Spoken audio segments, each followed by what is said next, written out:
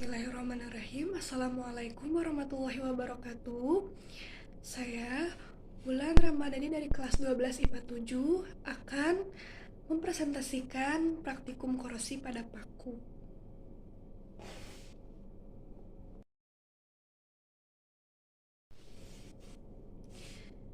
Judul praktikum ini adalah praktikum korosi pada paku. Tujuan praktikum ini adalah yang pertama, melakukan pencegahan korosi pada paku menggunakan bahan di sekitar, mengetahui faktor-faktor yang mempengaruhi terjadinya korosi, mengetahui cara pencegahan terjadinya korosi. Selanjutnya adalah dasar teori. Korosi adalah kerusakan atau kehancuran material akibat adanya reaksi kimia di sekitar lingkungannya. Dalam bahasa sehari-hari, korosi disebut perkaratan. Contoh korosi yang paling sering adalah perkaratan pada besi. Pada peristiwa korosi, logam mengalami oksidasi, sedangkan oksigen mengalami reduksi. Karat logam umumnya adalah berupa oksida atau karbonat. Rumus kimia karat besi adalah Fe2O3H2O. Suatu zat padat yang berwarna coklat merah. Korosi merupakan proses elektrokimia. Pada korosi besi, bagian tertentu dari besi itu berlaku sebagai anoda, di mana besi mengalami oksidasi. Yaitu rumusnya Fe menjadi Fe2+ ditambah 2 elektron. Elektron yang dibebaskan di anoda mengalir ke bagian lain dari besi itu yang bertindak sebagai katoda, di mana oksigen tereduksi. Rumusnya O2 ditambah 4H+ ditambah 4 elektron menjadi 2H2O, atau O2 ditambah 2H2O ditambah 4 elektron menjadi 4OH-. Ion besi 2 yang terbentuk pada anoda selanjutnya teroksidasi, membentuk ion besi 3 yang kemudian membentuk senyawa oksida terhidrasi yaitu karat besi. Mengenai bagian mana dari besi itu yang bertindak sebagai anoda dan bagian mana yang bertindak sebagai katoda bergantung pada berbagai faktor, misalnya zat pengotor atau perbedaan rapatan logam itu.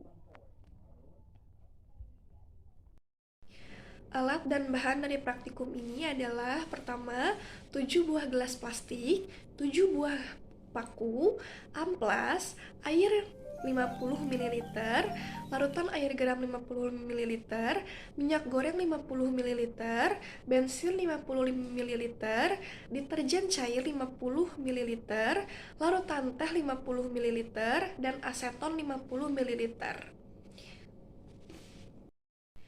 Prosedur kerja atau langkah-langkah dari praktikum ini yang pertama, siapkan 7 buah gelas plastik dan 7 buah paku. Berilah label nama larutan pada masing-masing gelas plastik. Sebelum dimasukkan ke dalam larutan, amplaslah paku tersebut. Pada gelas pertama, isilah dengan air dan paku. Gelas kedua, isilah dengan larutan air garam dan paku. Gelas ketiga, isilah dengan minyak goreng dan paku. Gelas keempat, isilah dengan bensin dan paku. Gelas kelima, isilah dengan deterjen cair dan paku. Gelas keenam, isilah dengan larutan teh dan paku. Gelas ketujuh, isilah dengan aseton dan paku. Simpan gelas tersebut selama 5 hari di tempat yang udaranya bagus dan tidak terkena sinar matahari. Amati setiap perubahan yang terjadi pada paku-paku tersebut.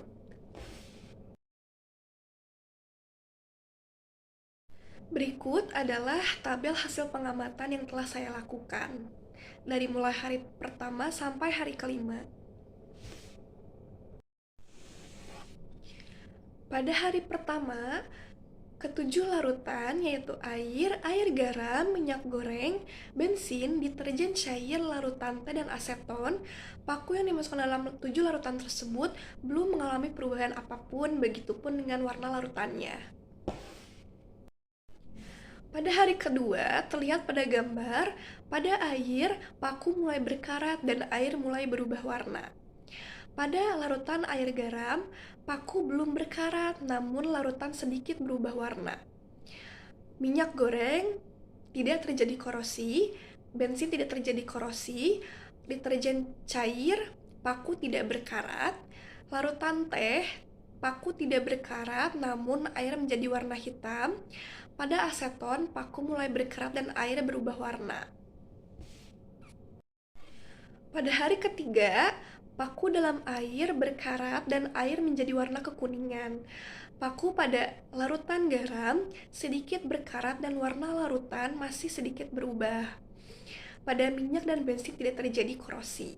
Pada deterjen cair, paku tidak berkarat, namun paku mulai menghitam.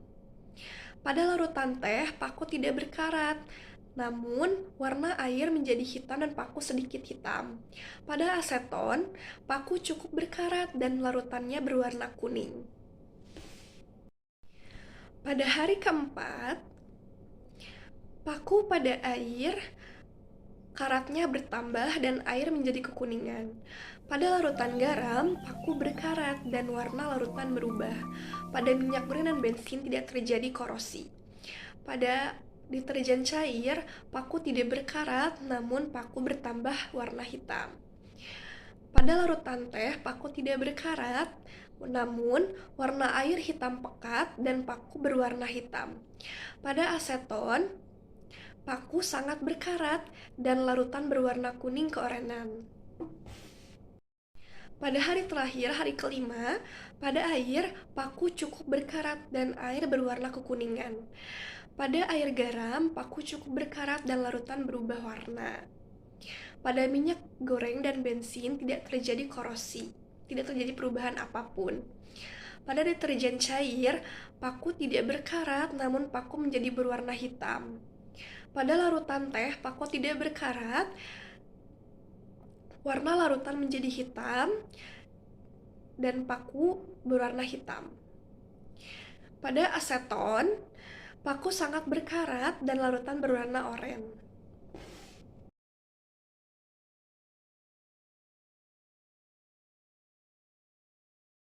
Selanjutnya, pada bahan diskusi ada beberapa pertanyaan yang akan saya jawab. Yang pertama, apakah dalam semua larutan terjadi korosi? Jelaskan. Dalam semua larutan, tidak semuanya terjadi korosi. Larutan yang tidak mengalami korosi yang pertama adalah minyak. Karena minyak goreng tidak mengandung oksigen dan tidak dapat berkaitan dengan oksigen di udara, sehingga paku dalam keadaan bebas oksigen dan tidak dapat mengalami perkaratan. Yang kedua, pada bensin tidak mengalami korosi, karena bensin mengandung beberapa zat aditif untuk meningkatkan kualitasnya. Asam karboksilat merupakan zat aditif yang ditambahkan sebagai bensin sebagai anti korosi. Anti korosi berfungsi mencegah korosi pada logam yang bersentuhan dengan bensin. Pada teh, mengandung tanin, senyawa alami yang memiliki staf pengoksidasi dan mampu melarutkan karat pada permukaan pada permukaan logam. Kandungan tanin dan dalam air teh membuatnya menjadi solusi yang efektif untuk menghilangkan karat. Pada deterjen tidak berkarat karena deterjen menempel pada paku sehingga mencegah korosi. Pertanyaan yang kedua adalah bagaimana pengaruh tingkat keasaman pH pada korosi? Derajat keasaman atau pH lingkungan berpengaruh terhadap laju korosi. pH lingkungan yang berbeda akan menyebabkan perbedaan pada laju korosi satu logam. Semakin rendah pH atau pH kurang dari 4, maka kemungkinan logam tersebut untuk terkorosi semakin besar. Karena daerah logam terurai menjadi ion logam berada di lingkungan asam. Sedangkan pada daerah pH 4 sampai 10, laju korosi tidak tergantung dari pH, namun tergantung dari cepat lambatnya difusi oksigen ke permukaan logam. Selanjutnya, pada pertanyaan ketiga, bagaimana cara mencegah terjadinya korosi? Jelaskan. Yang pertama, cara mencegah terjadinya korosi adalah dengan menggunakan lapisan pelindung yang dapat mencegah kontak langsung dengan H2O dan O2, yaitu dengan pengecatan, pelumuran oli atau pelumas, pelapisan dengan timah, dan galvanisasi atau dilapisi dengan logam Zn. Cara yang kedua adalah menggunakan pelindungan katoda, yaitu menggunakan logam lain yang lebih reaktif sebagai anoda karbon. Yang terakhir, kesimpulan. Korosi adalah kerusakan atau kehancuran material akibat adanya reaksi kimia yang ada di sekitar lingkungannya. Terdapat beberapa faktor yang mempercepat terjadinya korosi. Yang pertama adalah kontak langsung dengan oksigen dan air. Kedua, keberadaan elektrolit. Jika suatu lingkungan mengandung elektrolit yang tinggi, maka akan mempercepat terjadinya korosi. Ketiga, suhu yang tinggi. Keempat, pH. Larutan asam atau yang memiliki pH lebih kecil dari 7 mampu membuat korosi lebih cepat terjadi dibandingkan dengan larutan yang bukan asam. Kelima, jenis logam. Jika logam murni, maka akan lebih tahan terjadinya korosi daripada logam campuran. Cara mencegah korosi adalah menggunakan lapisan pelindung yang mencegah kontak langsung dengan oksigen dan air, yaitu pengecatan, pelumuran oli, pelapisan timah, dan galvanisasi. Dan menggunakan pelindungan katoda menggunakan logam lain.